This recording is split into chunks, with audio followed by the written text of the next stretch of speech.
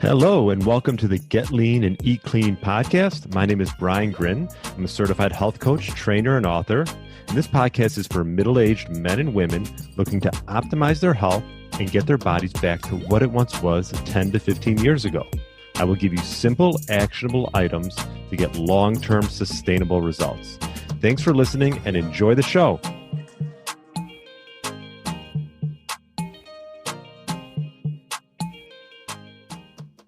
All right, welcome to the Get Lean, Eat Clean podcast.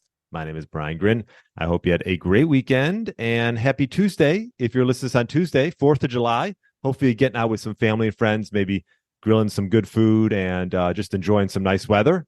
And hopefully you had a chance over the weekend to listen to my interview with Dr. Chris Kenobi.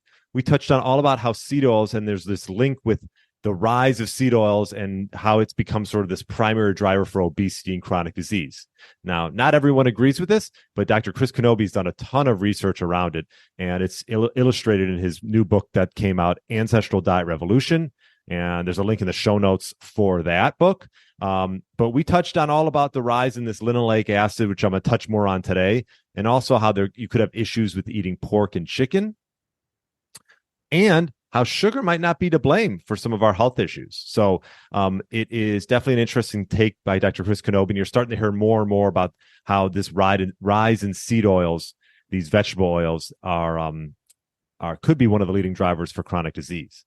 And so definitely check out episode 266 if you haven't already. And just to piggyback off my interview with Dr. Chris Kenobi, I'm going to go a little bit more into depth into seed oils. And it's interesting because he's been quoted as saying that vegetable oils represent the single greatest transformational change to the diet of mankind in all of history. They are the single greatest component of processed foods per calorie basis, which we know are devastating. So essentially, Dr. Kenobi's used a ton of research and has represented the fact that vegetable oils were non-existent in the 1900s. And now they represent a third of our food supply. And so you've seen this rise in this cheap cooking oil that originally started with like Crisco. And now it's become just a mainstream in not only the oils that we're cooking in these restaurants and when you're taking out food and things like that and at homes, but also just in like you can find them in healthier items as well. I mean, you just go to Whole Foods, which you assume a lot of the stuff there is healthy. Well, you got to make sure you're reading the label because these seed oils are in everything. Now, obviously, if they're heated, that's when they're at their worst because they're unstable and they become inflammatory, which I'm going to touch on today.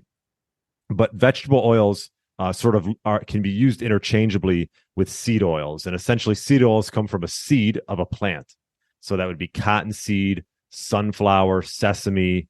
There's other oils that come from fruit, which are coconut, palm, grape, or olive, or avocado oil, which is better than the ones that come from just the seed of a plant. So you got to sort of pick and choose the oils that you're cooking in. Make sure, as I'll talk about today, that we want to focus on healthy saturated fats as opposed to these unsaturated polyunsaturated fatty acids that are coming in a lot of these seed oils. So essentially, just to give you sort of a background on fats and fatty acids, we have three main types of fats, right? We got saturated, monounsaturated, and polyunsaturated. Saturated fats are solid at room temperature and are the most stable fat. That's why you want to cook them. Okay. Stable means how easily the fats break down into potential toxic byproducts. So essentially, that's why you can cook in saturated fats because they're the most stable and heated in high temperature environments. If they're not stable, like polyunsaturated fats, they break down. And so there's also monounsaturated fats, which are liquid at room temperature and are more unstable than saturated fats. So examples of monounsaturated fats include olive oil, avocado oil, peanut oil, and canola oil. For the most part, like olive oil, you can cook in olive oil, but a lot of people recommend just drizzling it on your food or use it as a dressing. Avocado, same type of thing. You can cook. It's just not as stable as saturated fats are. So you're better off cooking in tallow, lard, butter, ghee, or coconut oil. Those are the type of things you want to cook in. So if you go to a restaurant and you're getting scrambled eggs, ask them what they're cooking in, or whatever you're getting. A lot of times they don't even know, and 99% of the time they're cooking in some type of sunflower oil or soybean oil. Ask them to cook it in butter. I've done it plenty of times. So butter, tallow, ghee, and coconut oil, which would be like a vegan source, those are saturated. Those are mainly saturated fats.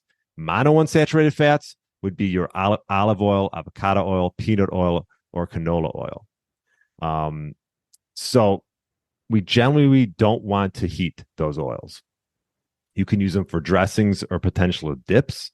And the ones we really don't want to cook in are the polyunsaturated fatty acids.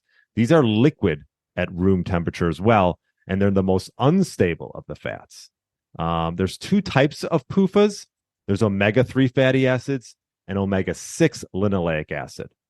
Typically, omega-3 fatty acids are anti-inflammatory, although there's some people in the bioenergetic viewpoint, like Jay Feldman, who I have interviewed, it was an interview that's coming up soon, who is not even a fan of omega-3 fatty acids. And then there's omega-6 fatty acids, which are pro-inflammatory, and we know those have become more and more abundant in our food supply.